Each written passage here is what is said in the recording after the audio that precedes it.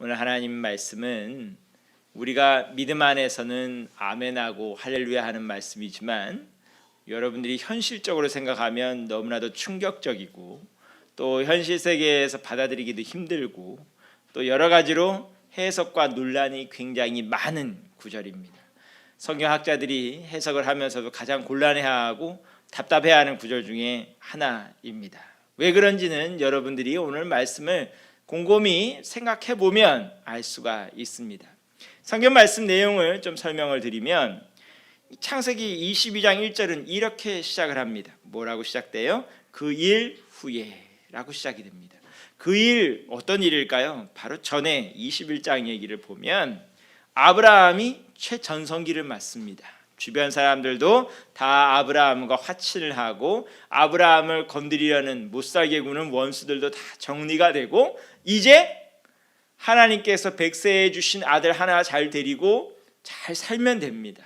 그런데 그 상황에서 하나님께서 갑자기 시험 문제를 내놓으셨다 이 소리입니다. 어떤 시험 문제를 내놓으셨을까요? 아브라함이 백세에 낳은 아들 대체 지금 몇 년째인지는 알 수가 없습니다. 이삭이 몇 살이나 됐을 때인지는 알 수는 없는데 뜬금없이 하나님께서 하시는 말씀인데 아들 이삭을 내게 바쳐라 라고 말씀을 합니다. 바치는데 어떻게 바치느냐? 어떻게 바치라고 했을까요? 2절 말씀을 보면 번제로 바쳐라 라고 얘기를 합니다. 적지 않은 분들이 번제에 대한 개념이 잘 없기 때문에 제가 오늘 주보를 보면 여러분들에게 번제가 무엇인지에 대해서 설명을 해 놓았습니다. 어느 주석서에서 설명해 놓은 내용을 옮겨 놨는데요. 번제는 그냥 단순히 그 자리에서 그냥 참수하는 정도로 끝나는 제사가 아닙니다. 그야말로 해부 다 하고 내장 다 꺼내고 제가 될 때까지 태우는 제사입니다. 그야말로 사람이 손댈 수 없는 온전히 하나님께 드려야만 되는 그러한 제사입니다. 그냥 아들을 자기 손으로 죽이는 것도 힘든데 그 아들 해부를 다 해야 되고 내장을 다 드러내고 씻고 정리를 해서 그것이 다 제가 될 때까지 하나님께 태우라는 그 명령 하기 쉬워요, 어려워요? 차라리 자기가 자기 몸은 찌를 수 있어도 웬만한 부모가 자기 자녀를 찌르고 죽인다는 것도 좀 상상하기 힘든데 그거를 그야말로 해부까지 다 해가면서 그거 번제 한번 드리려면 시간이 엄청 오래 걸려요. 그래서 그 작업을 하는 시간 한순간 한순간이 그야말로 지옥에 들어가 있는 시간 같을 텐데 웬만한 사람은 시도도 못 해보고 아마 까무러치거나 하여튼 제정신이 아닐 겁니다. 물론 요새 나오는 소식들을 들으면 가능한 사람들도 가끔 있을 것 같긴 하지만 정상적인 상황에서는 불가능한 이야기입니다. 근데 아브라함이 이 얘기를 듣고 나서 하나님 앞에 하나님 제정신인가부터 시작을 해서 반항을 했다는 소리는 전혀 없습니다. 전혀 없고 3절 말씀을 보면 하나님께서 이 얘기를 언제 하셨는지는 알 수 없으나 바로 그 다음 날 아침 일찍 좀 고민하다가 뒤척뒤척하다가 점심때쯤도 아니고 저녁도 아니고 아침 일찍 일어나서 하나님께서 말씀하신 대로 모리아 산으로 가서 번제를 드릴 준비를 합니다. 아내 사라에게 알렸을까요? 안 알렸을까요? 성경에 분명히 나와 있지는 않으나 안 알렸을 것입니다. 왜냐하면 사라 성격상 여러분들이 창세기를 읽어보시면 알지만 사라 성격이 이렇게 만만한 성격은 아닙니다. 그리고 한창 이때는 이삭까지 낳았기 때문에 음매 기사로가 되는 상황이기 때문에 그 아브라함에게도 막 대들던 그런 장면들이 나오는 그런 상황이기 때문에 사라가 알았더라면 가만두지 않았을 겁니다. 사라에게 말도 안 하고 자기 종들 데리고 짐을 져야 되니까 사흘길이나 되는 곳이니까 종들 데리고 조용히 길을 떠납니다. 이 사라에게는 뭔 얘기를 했는지 알 수가 없습니다. 뭐 사냥하러 간다고 했는지 아니면 아들과 아빠가 모처럼 부자 여행을 하겠다고 했는지 알 수는 없습니다. 어쨌든 3일 길이나 걸어가서 이제 모리아산 이제 부근에 오니까 종들마저 떼어놓습니다. 종들에게 넌 여기 좀 있어라. 나와 내 아들이 하나님 앞에 제사 드리고 다시 돌아오겠다라고 얘기를 합니다. 종들마저 떼어놓은 이유가 뭘까요? 종들 데리고 갔다가는 번제 드리는 거 실패할 거니까. 종들이 가만히 있겠어요? 아무리 아브라함이 정력이 좋아도 이때가 100세를 훨씬 넘은 시점인데 종들이 가만두지 않겠죠. 그것도 종을 몇 명이나 데려갔대요? 2사람이나 데리고 갔는데 그 종들이 말리면 어떻게 번제를 드립니까? 종들도 떼어놓습니다. 이제 나무와 제사 드릴 도구만 들고 아들과 함께 모리아산을 올라가는데 이걸로 봐선 이삭이 어느 정도 나이가 들었다는 소리죠. 그렇죠? 등짐을 질 정도, 나무를 질 정도가 되니까 등짐 지고 가면서 아버지에게 묻습니다. 뭐라고 물어요? 아버지, 나무도 있고 불도 있고 제사 드릴 준비는 다 돼 있는데 대체 뭘 가지고 제물을 드릴 겁니까? 제사 드릴 양은 어디 있습니까? 라고 묻습니다. 그랬더니 아브라함이 뭐라고 할까요? 8절 말씀을 보면 내 아들아, 번제할 어린 양은 하나님이 자기를 위하여 친히 준비하시리라. 말은 이렇게 하는데 이 얘기도 뭐예요? 일종의 사기죠. 그렇죠? 아브라함은 이미 알고 있죠. 누구를 잡아야 되는지. 아들을 잡아야 됩니다. 마음속으로는 얼마나 대성통곡을 하면서 얘기를 하겠습니까? 그게 바로 너야. 너를 잡아야 돼 라고 생각을 하면서 등짐지고 올라갑니다. 그런데 막상 이제 번제를 드리려고 단을 쌓고 나무를 버려놓고 나서 이삭을 어떻게 했는지는 알 수 없는데 9절 말씀 보면 어떻게 했길래 결박까지 할 수 있었는지는 알 수는 없는데 얘기를 더 정확하게 드리자면 100세가 훨씬 넘은 노인이 팔팔한 청소년을 어떻게 묶었는지 알 수 없다 이 소리입니다. 그야말로 이삭이 이상할 거 아니에요. 우리 아빠가 이상하단 말이에요. 이상해서 자기를 결박한다는 소리는 자기를 죽이겠다는 소리라는 게 분명한데 웬만한 청소년들 같으면 멀쩡히 그래 묶으세요 하고 있겠어요? 우리 아버지 드디어 미쳤다고 노망났다고 가만 안 두겠죠. 그런데 어떻게 됐든 그래서 상황상 이삭도 아버지가 자기를 묶는데 순순히 묶였다는 의미입니다. 어쨌든 결박까지 당하고 이제 이삭을 잡으려고 칼을 들었는데 그때 다급하게 하늘에서부터 소리가 들립니다. 뭐라 그럴까요? 아브라함아 아브라함아 하면서 멈추라고 얘기를 합니다. 12절 말씀 보면 그 아이에게 내 손을 대지 말라라고 이야기를 합니다. 그러면서 하시는 말씀이 내가 내 아들 내 독자까지도 내게 아끼지 아니하였으니 내가 이제야 내가 하나님을 경외하는 줄을 아노라라고 얘기를 합니다. 여기 지금 계속 강조되고 있는 단어가 있습니다. 네, 너의라는 소리죠. 너라는 것이 계속 강조돼서 얘기합니다. 너가 지금 계속 강조됩니다. 하나님의 관심은 어디에 있다는 것을 알 수 있는 거예요? 아브라함에게 있다는 걸 알 수가 있습니다. 지금 아브라함의 모든 관심은 이삭에게 쏠려 있는데 자기가 지금 자기 아들을 죽여야 되는 상황이기 때문에 이삭 생각만 하고 있는데 하나님의 모든 관심은 지금 아브라함에게 집중되어 있습니다. 이 사건이 지금 왜 벌인 거라는 거예요? 아브라함 때문에 일어난 일이라는 것을 얘기해 주고 있는 것입니다. 그러면서 사실 그렇게 말리니까 아브라함이 그제서야 이삭 잡는 걸 멈추고 눈을 들어서 보니까 뭐가 보여요? 양이 수풀에 걸려 있는 것이 보입니다. 뭐 어쩌다가 그렇게 된지 몰라도 양이 거기서 보입니다. 그래서 그 양을 잡아다가 하나님께 드렸다. 그리고 나서 그 산 이름을 뭐라고 했다? 여호와 이레, 여호와께서 준비하신다라고 얘기했다 이 소리입니다. 이름을 붙였다 하고 얘기를 합니다. 그리고 나서 무사히 내려왔는데 내려오기 전에 하나님께서 다시 한번 약속의 말씀을 주시는데 17절 말씀 보면 내가 내게 큰 복을 주고 내 씨가 크게 번성하여 하늘의 별과 같고 바닷가의 모래와 같게 하리니 내 씨가 그 대적의 성문을 차지하리라 라고 하면서 자선의 복과 함께 승리의 복을 말씀을 해주십니다. 근데 재미있는 게요, 이 사건 뒤에 무슨 일이 벌어졌을 것 같아요? 이 사건 뒤에 23장을 가면 사라가 죽습니다. 왜 죽었을 것 같아요? 성경은 사망 원인을 얘기하지 않으나 아마도 이 사건 때문에 쇼크 받아서 돌아가시지 않았을까?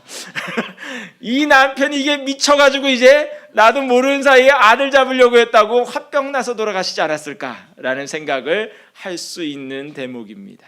자, 창세기 22장 내용을 놓고 아까도 말씀드렸지만 우리가 아무런 생각 없이 믿음이라는 관점에서만 생각을 하면 할렐루야 아멘 할 수도 있습니다. 그러나 현실적으로 얘기를 하자 그러면 제가 만일에 뭐 얘기 복잡하게 할 거 없어요.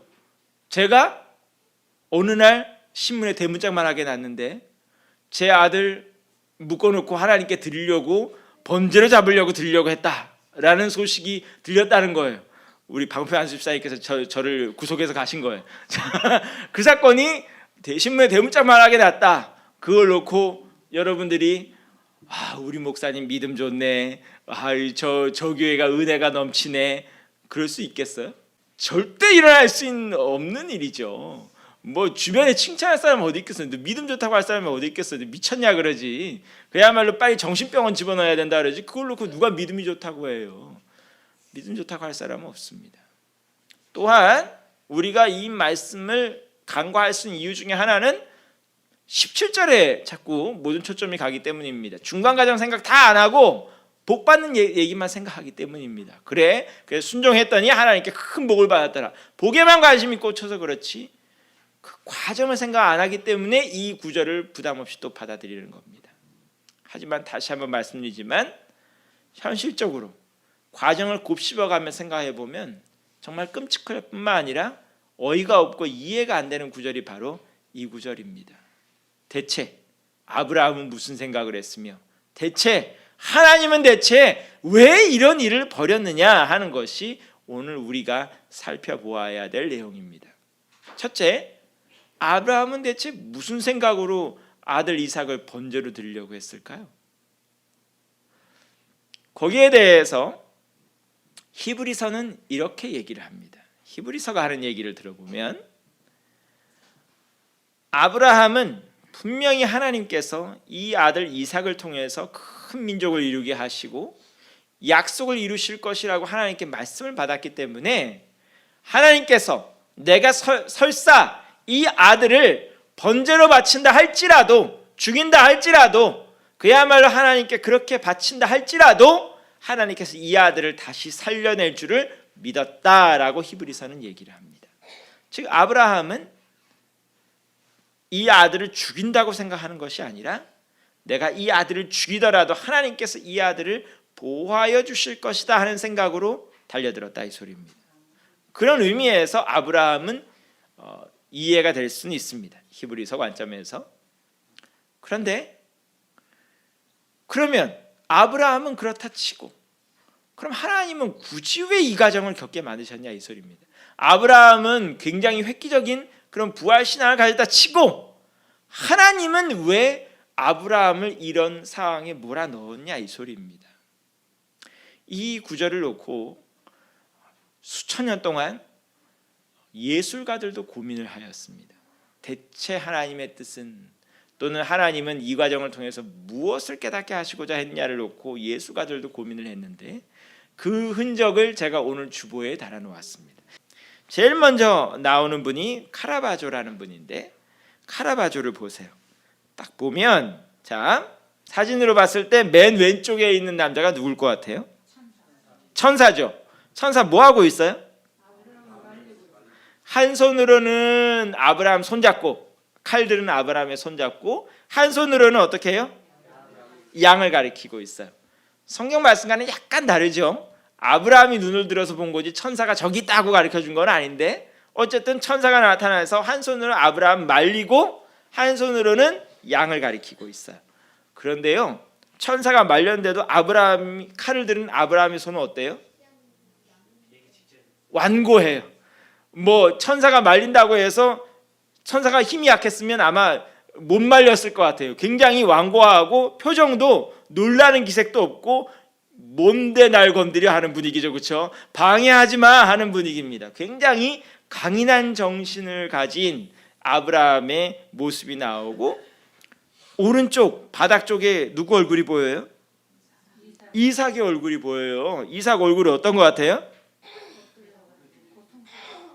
공포에 질린 얼굴이죠. 하얗게 질려가지고 우리 아버지가 드디어 미쳤어 하면서 하얗게 질린 얼굴. 그야말로 눈도 멀쩡하게 뜬 상황에서 그야말로 목에 칼을 대려는 상황입니다. 어떤 것 같아요? 아브라함이 굉장히 강인한 믿음을 가진, 고집을 가진 사람으로 등장을 하는 것처럼 보이고요. 아들 이삭이고 천사고 간에 그 고집을 말릴 틈이 없는 것 같습니다. 그런데 그 뒤로 해서 이삭 뒤로 쭉 보면 건물이 두 개가 보입니다. 잘 보이세요? 시커멓게 잘 안 보이죠? 그게 원래 크기로 확대해서 놓으면 교회 모습처럼 생겼습니다.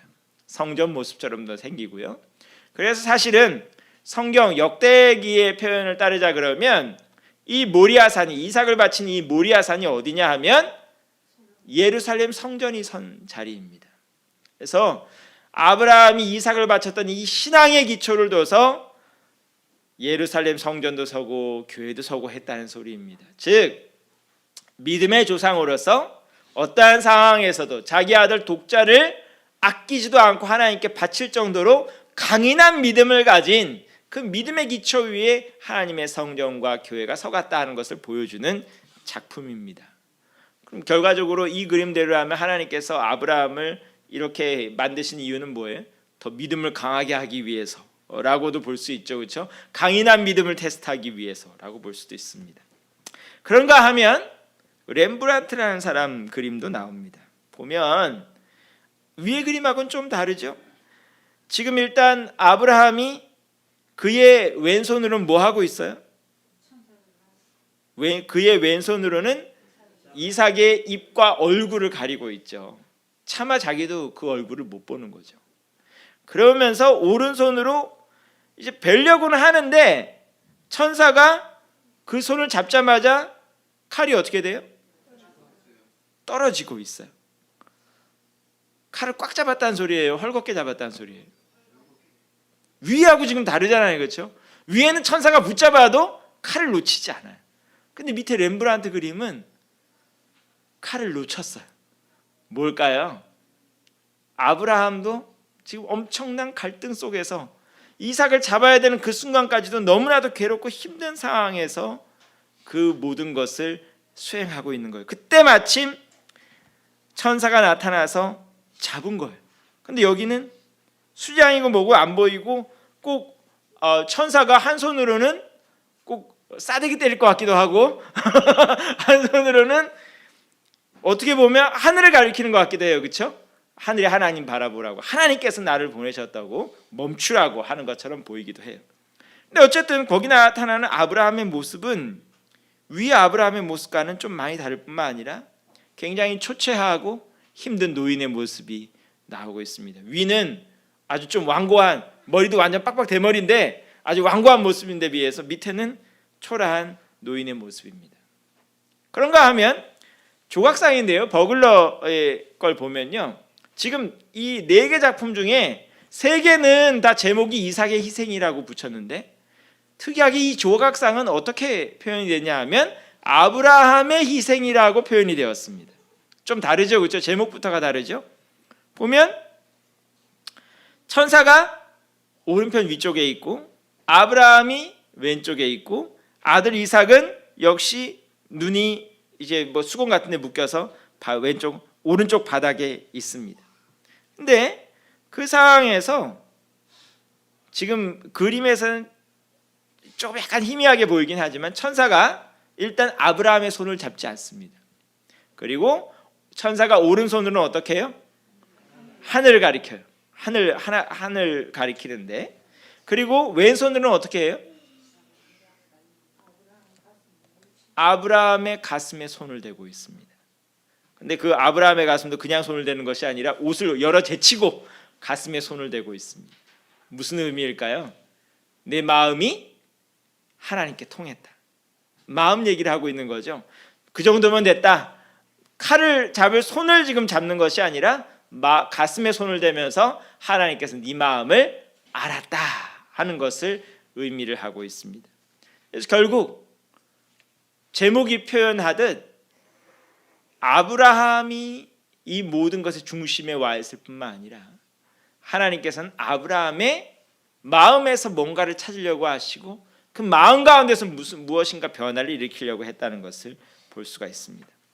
그런가 하면 맨 마지막 작품은 샤갈의 작품인데요. 아브라함이 오른손에 칼을 들고 있긴 있고 왼손은 이삭의 이제 허벅지를 잡고 있고, 그런데 아브라함의 칼에는 이미 붉은 피가 묻어 있습니다.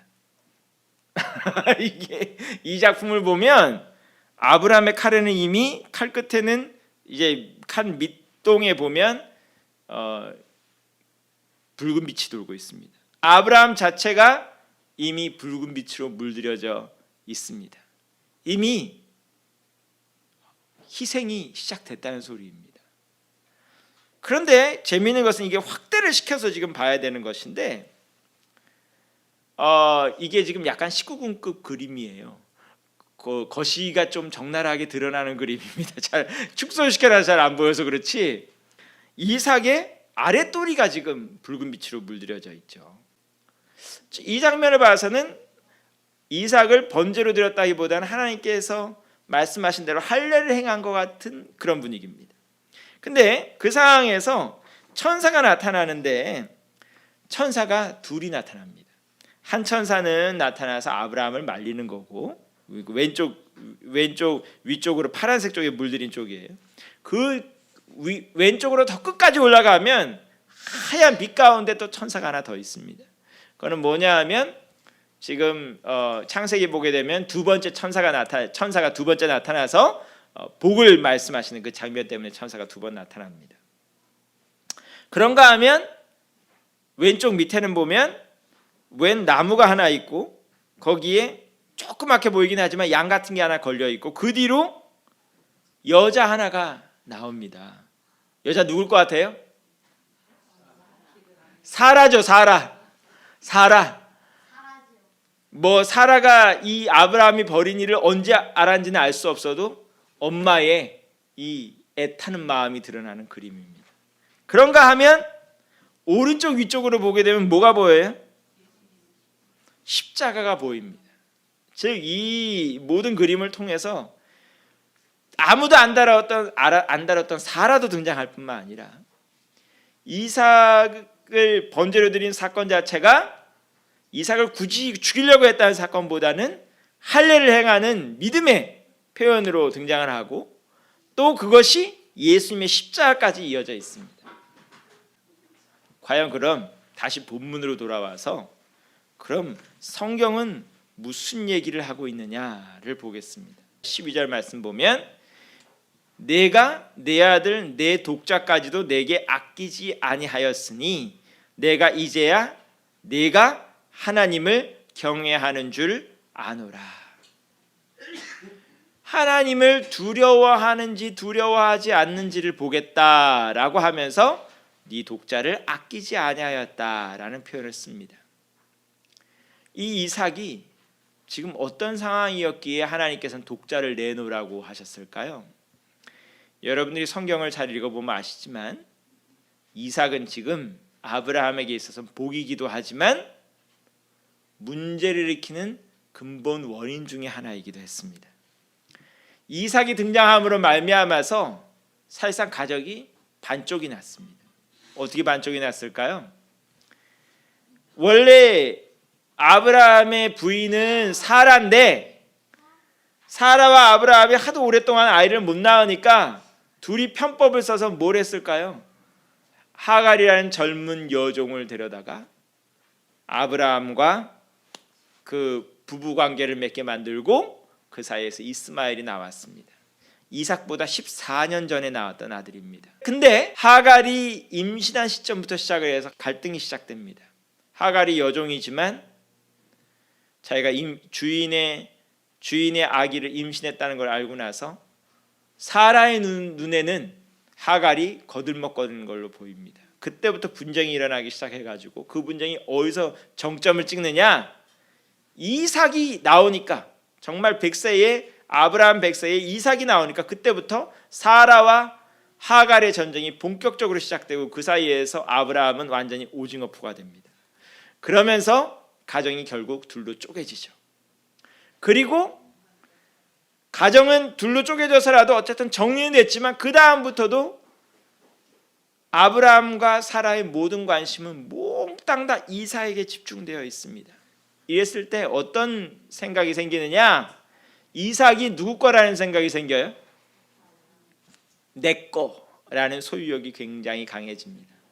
그런데요, 우리가 요새 주변에서 일어나는 상황도 보지만 소유욕이 강해지면 강해질수록 그 물건을 아끼고 진정 사랑하게 되는 것이 아니라 그것에 노예가 될 뿐만 아니라 그것 때문에 더 많은 분쟁과 문제가 생기게 되어 있습니다.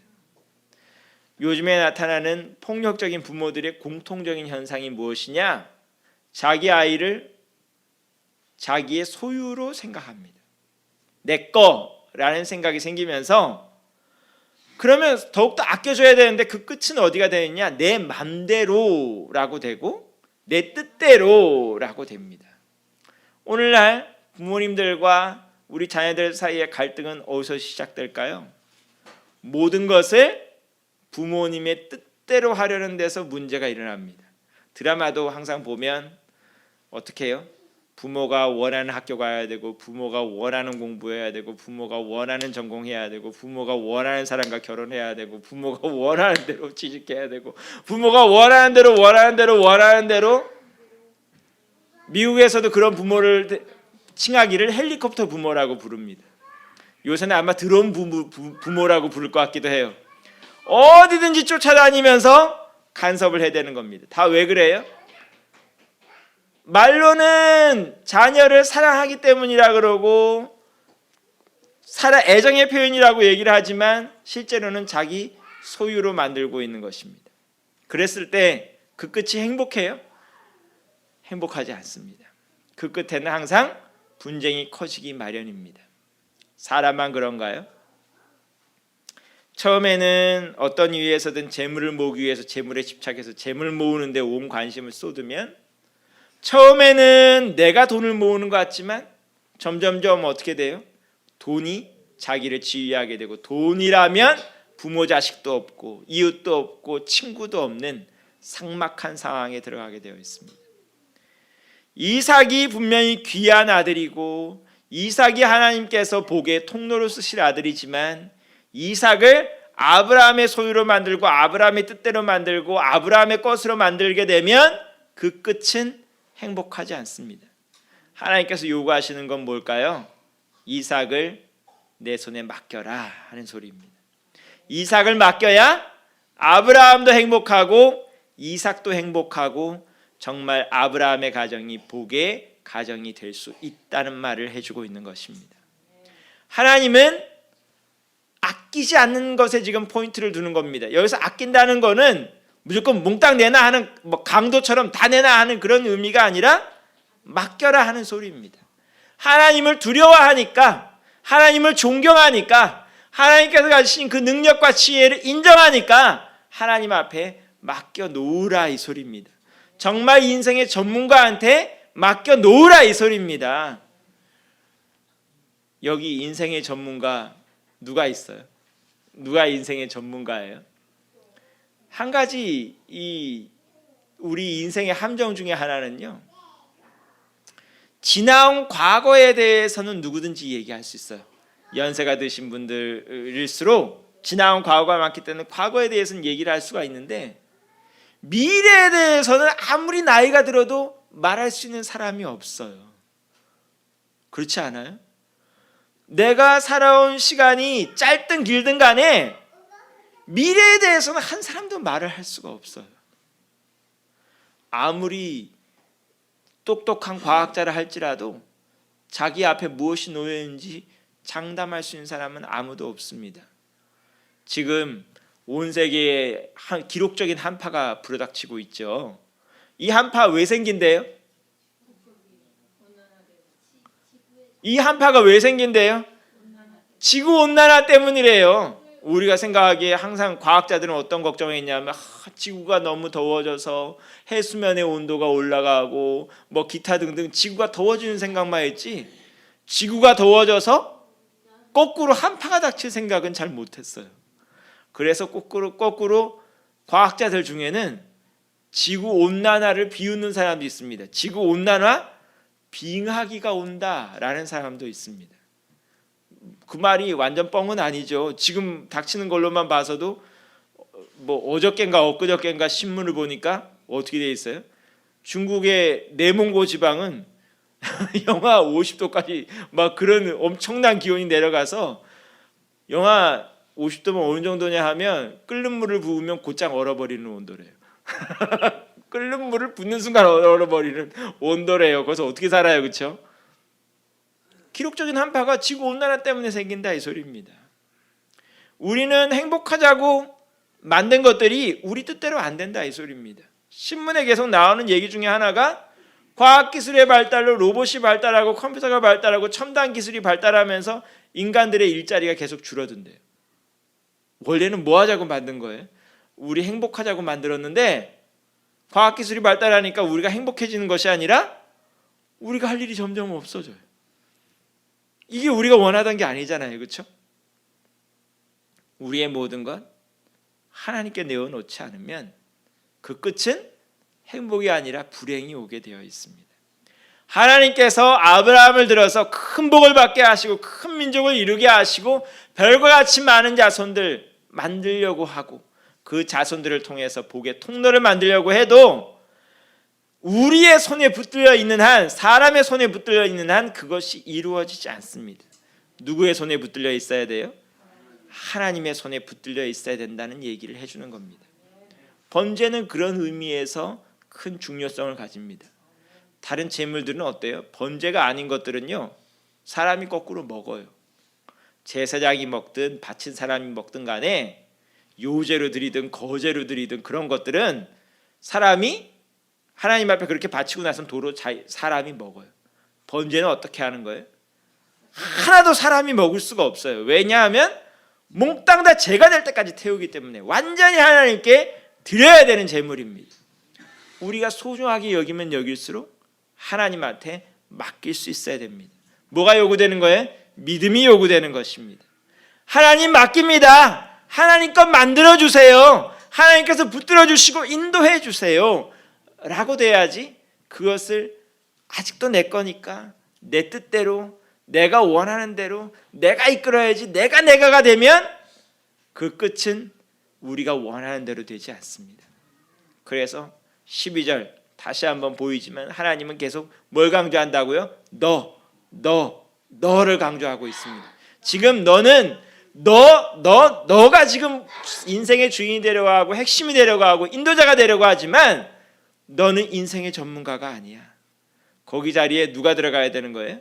하나님이 들어가야 된다고 말씀하고 있는 것입니다. 오늘 여러분은 삶 가운데 하나님이 주인 되시기를 간절히 축원합니다. 나는 무면허 운전자입니다. 나는 무면허 운전자입니다. 인생에 베스트 드라이버라고 얘기할 수 있는 모범 운전자는 한 사람도 없습니다. 그 이유가 뭐라고요? 아까도 말씀드렸지만 미래를 아무것도 모르니까. 뭘 알아야 내가 자신 있게 인도를 하지요.